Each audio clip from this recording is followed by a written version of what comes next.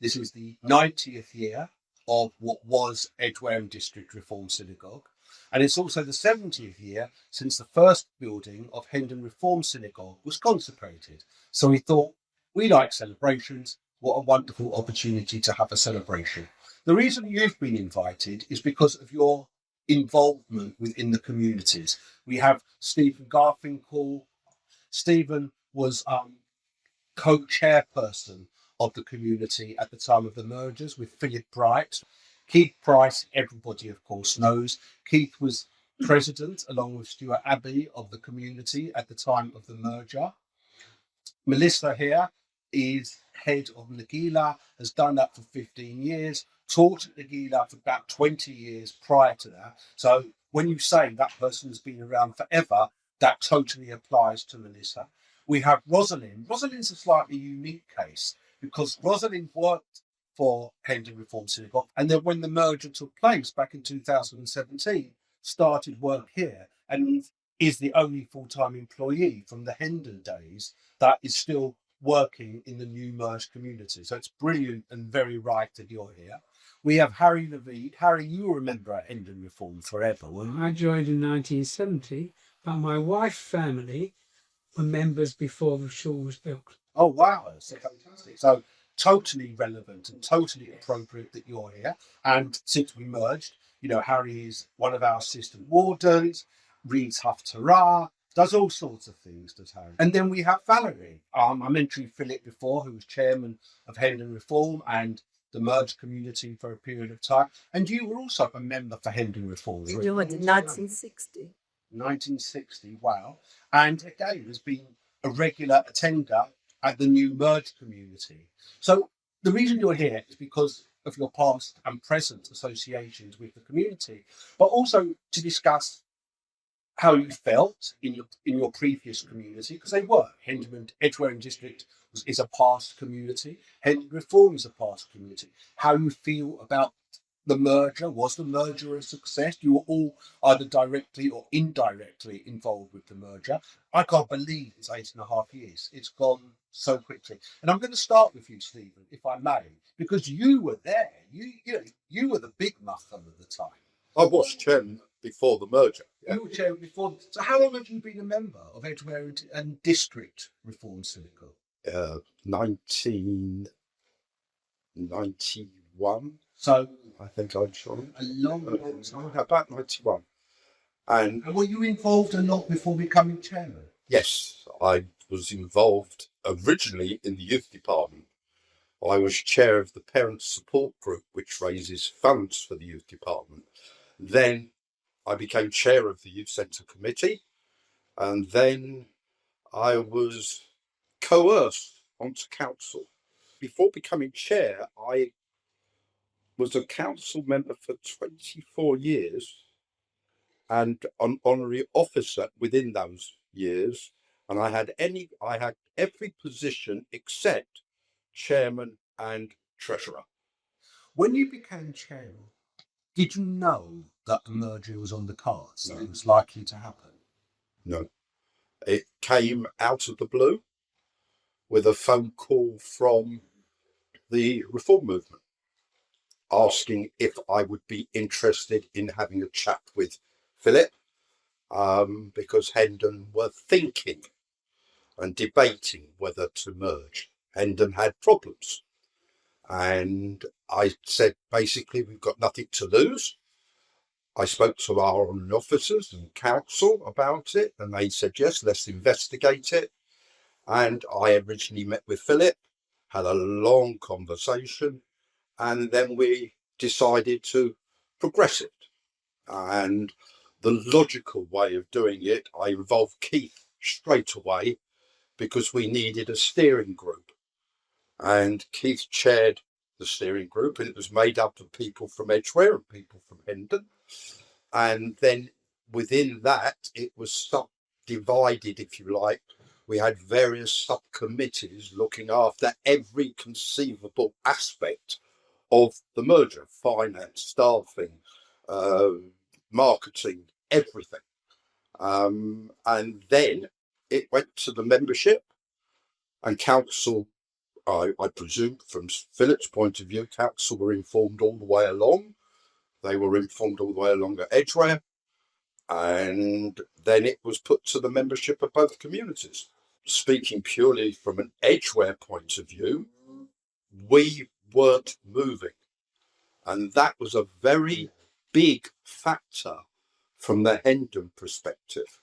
And one has to understand some kind of resentment or concern from their point of view and from their members. From our point of view in Edgware, we were remaining in the building. Everything was very, cosy and not a real problem at all. So we had nothing to lose. In my time, I had the responsibility of the retirement of Rabbi Lee and recruiting a new senior minister, Rabbi Danny Smith. So, I mean, one was aware on the horizon that this was likely to happen by reason of age and time, but the exact timing, like many things, wasn't precise until you are confronted with it. And then you have to swing into motion as best you can with whatever you have, often, as Stephen said, outside help. Particularly reform movement of that time would give us advice because they'd seen it in other circumstances. But every chairman has their challenges. Do you feel that the merger was a success? Was Yes. the right thing to happen? Yes, And why? it was the right thing for Hendon, because no disrespect to the Hendon members, but the synagogue was going downhill and the membership was... Good reason for that. Yeah, totally. It was good for Edgware because we gained more members. And looking back, the only thing from a chairman's point of view that I think we struggled a little bit with was the staffing. The time it took to organise the staffing side of it was far too long. So in hindsight, that's great. You can look at that. Do I any regrets about it? Was it success? Yes. In terms of the creation of one community, to be able to merge two, we undertook that, I believe, successfully, but we did so without any degree of real rancor between the communities. And we were able to organise, and Stephen said, the different aspects, the finance, the membership, the government. Bringing it together was successful. Financially, from the point of view of Hendon selling their building, that was financially successful for the new community, because those funds would come to the new community, and with the restrictions that we had, but we have been able to use some of those, for example, the outside of the building. I think the question mark, to my mind, is unfortunately how many of the Hendon members brought themselves willingly into the new community. And I think we had hoped there would be more than there has been, being actively involved. I choose my words carefully, of course. Rosh Hashanah, Yom Kippur, you'll see people you haven't seen, and you realise they're perhaps the former Hendon members. There is a reason for that. But it's taken time for a limited number of people to really become part of the new community, such as yourself, Horace, such as Barry, such as Harry, Rosalind, the staff. It took time. Barry, you said there were reasons Yes. why people didn't come over. What reasons? My personal reason, if I wanted to go to Hendon Shul, I could just walk round the corner. I have to physically get in the car and drive there. And sometimes the traffic's quite bad and it takes a lot longer than it should. That is one of the reasons why a lot of people don't physically come.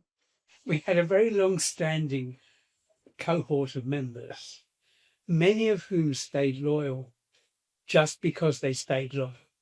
And when we transferred to a joint synagogue, a lot of them took the opportunity to go elsewhere because they'd been wanting to go elsewhere for some time. And the loyalty wasn't just to the community as a building, but the fact that we'd only ever had Rabbi Stephen Katz and his father as rabbis or senior rabbis Yes. of the community. So many of them had their children, or bar mitzvah by one of those two Stephen's rabbis. father married us. They'd been married by those rabbis. And I think where people felt loyalty to the synagogue, Yeah. they actually felt loyalty to the individual rabbis. And I think when the merger happened, even though Rabbi Katz came along with the merger, albeit he retired, I think, 18 months later, people didn't feel that same way. And a lot of them ended up joining synagogues that I think their families were members of. So as we said, you've been involved either as a teacher or head for 40 years.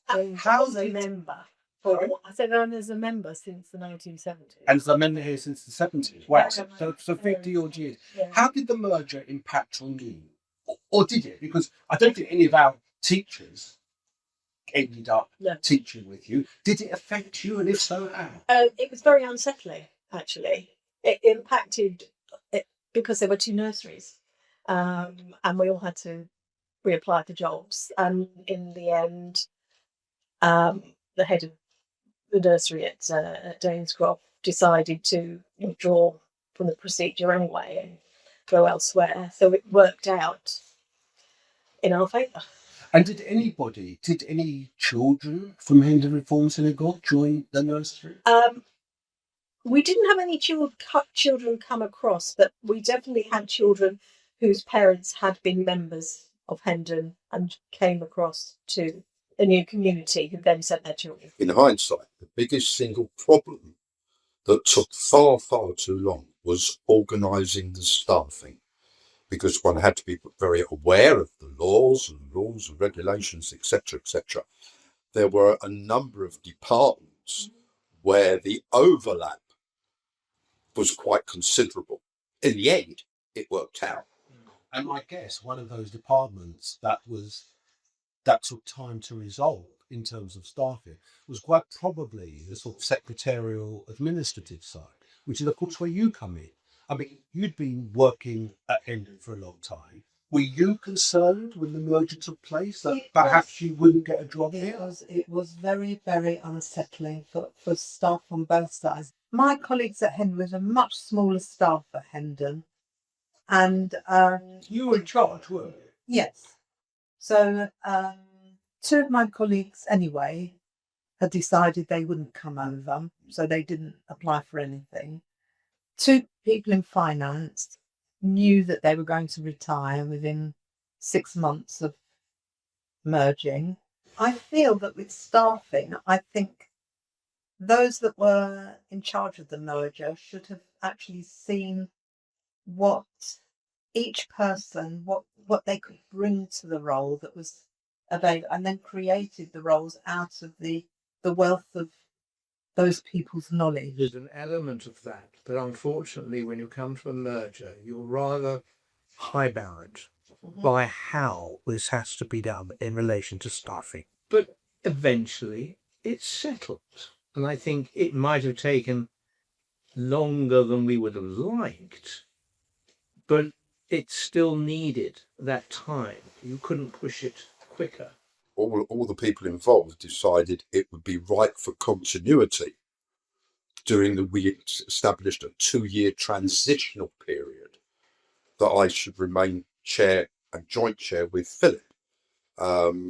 So I did a 5-year stint. Stephen mentioned earlier that he thought the merger was a success. I would like to think that everybody else agrees with that. Absolutely. Barry, I mean, you're nodding your head. Do you agree? Hendon was going down because the numbers were diminishing. Members were getting older. And it was eventually the building needed work done to it. It was inevitable that we would have to do something. And we moved into what I considered an ideal situation. Harry, how have you felt about it? Well, I have to say, in the first instance, I wasn't doubtful. I wasn't one of the most enthusiastic people. And I, however, thought, well, let's give it a go. And I'm pleased I did. Rosalind, how do you feel? I mean, you've got working here. Were you working here from day one? I came over as an additional PA to the rabbis, but I think from week 2 I could see there wasn't enough work for 2 people. So then I was asked if I would take on membership, which I love. I think working in a shul is lovely. It's a nice social aspect. You're dealing with people. You're dealing with people's emotions. I love being marriage secretary. So for me, and down the road, lovely. Perfect. I don't know if it's because of the merger or because of changes of personnel over the years. I think there are definitely differences in the atmosphere within, from a working perspective, within the. But is that possibly due to different rabbis? Well, I was going to say, I mean, how, as I said, I don't know if it was to do with that or changes in rabbis. Exactly, changes in other personnel is difficult to know. But when the merger talks were happening, and everyone was saying there's going to need to be some members of Hendon Reform Synagogue who have got professional jobs within the organisation, who are employed within the organisation, who are going to have to come over. Did you have to reapply for your job? How did that work? No, I didn't have to reapply for my job. I mean, I don't think there was anyone wanting to take my job over from me.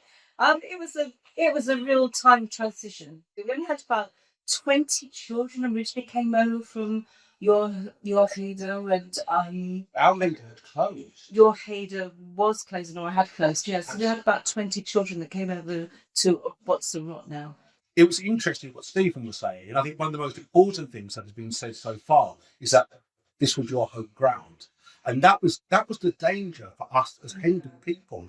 We weren't building a brand new community somewhere in Mill Hill where your members would come and the members from Hendon Reform Synagogue come. We were coming to you, and I was sort of thinking, goodness, is there going to be room for me here? I don't drive. And it was a shock for me. I lived literally 300 yards from Hendon Reform Synagogue. Exactly. Opposite, just the same as you, opposite the London School of Jewish Studies. And, I had to debate how I was going to get here. And there was a slight possibility that, it might be easy for me to join ALIF, a little bit nearer than Edgware. But, I wanted to come with my fellow congregants. And we had, those of us that were involved in Hendon, I think, and you can please disagree with me, we had a good relationship. Yeah. These were my friends, and I didn't want to lose those friends. And at my age, I have to form a lot of new friends at ALIF, where I knew probably very, very few people. I was very fortunate that Marion at that time was quite keen to have another Heder teacher. So for me, it's been an absolute privilege, genuinely, to be a member of the merger. But you threw yourself into it. I did throw myself into it. And the danger was, and I think the problem was, and I think you two may well agree, and perhaps Rosalind as well, is that we've already said, and you mentioned, Keith, that a lot of our members at Hendon didn't come over. No events were put on for the Hendon Reform Synagogue members. There weren't. Rabbi Mark did something about 3 years ago, but prior to that, nothing was done. It was like one day we were members at Hendon Reform, the next day we were members of Edgware and Hendon Reform. And I know that there were some people who did join the merged community who just felt that they weren't made welcome enough. But then you've got him on the other thing, and I think what you've just said is so relevant. Yes, I threw myself into it. I want to be part of a community. I want to be involved, but I don't necessarily expect people to come running to me and say, "Hey, Lawrence, we want you to be involved. We want you to do this. You want you to do that." You have to volunteer yourselves as well. When people have said to me, as they have done many times over the years, "Do you miss Hendon Reform Synagogue?" I have to say that I don't. I really like the merged community. I was a new boy compared to you two. I mean, I joined that thing in 2001, 2002. My wife lived in Hendon. It made sense for me to leave what was then her own Wembley Progressive Synagogue to join Hendon Reform. It made total sense to do that. And I went to a few services. I got on exceptionally well with Rabbi Stephen Katz, and it was natural that I would join that community and become involved. But I don't miss it at all. On the point you were making before about feeling welcome and things like that, I think the one crux was that you guys were coming here to this building. Absolutely. Had it been different, that we were going to a brand new building somewhere else and formed a brand new community in another building, I think things would have been different. When you think about it now, we have a brand new rabbinical team. And therefore, just like you had to get used to Rabbi Mark Goldsmith, to Rabbi Debbie, to now, Rabbi Natanya, of course, and also Cantor Tamara, just like you've had to get used to her or used to them, some have winged, because we all had to learn the capabilities and the attributes of these new members of the clergy together. And that was important to those of us that are synagogue going members. When I was chair, and I don't know what it's like now, I used to have a meeting with Rabbi Danny Smith every fortnight. And obviously, with the merger, I had the same meeting with Rabbi Katz. So we used to sit down in Danny's house for probably an hour and a half every couple of weeks and go through various things. And it was incredible how the pair of them thought generally on a lot of topics exactly the same. The two rabbis certainly had a synergy. Rabbi Kraft was involved, but it was definitely Rabbi Smith and Rabbi Katz who led the style of their respective communities. There was progression in terms of inclusivity, equality, in terms of how we responded to very many modern issues, same-sex marriages, for example. That had to be contended by the communities. And how was that going to be absorbed in our ethos? But certainly Stephen and Danny had a very similar approach to this. And they were both in agreement that the merger should take place. Yes, Very much. very much so. Yeah. But it seems to be, and I think this is generally accepted within the community at large, that the merger was a good idea, that it has worked. It's equally a good idea that we're able to celebrate the anniversaries of Edgware, what was Edgware District, or as it was, and that we're allowed to celebrate the fact that it's 70 years since the first building at Hendon Reformed Synagogue was consecrated. But thank you all so much for coming. Thank you all for really getting involved and giving your views and opinions. Even though by the time this is going to be shown, the new year would have taken place, but nevertheless, I am going to wish you all a Shana Tova to have a happy and healthy new year, and let's hope no more mergers are needed to take place.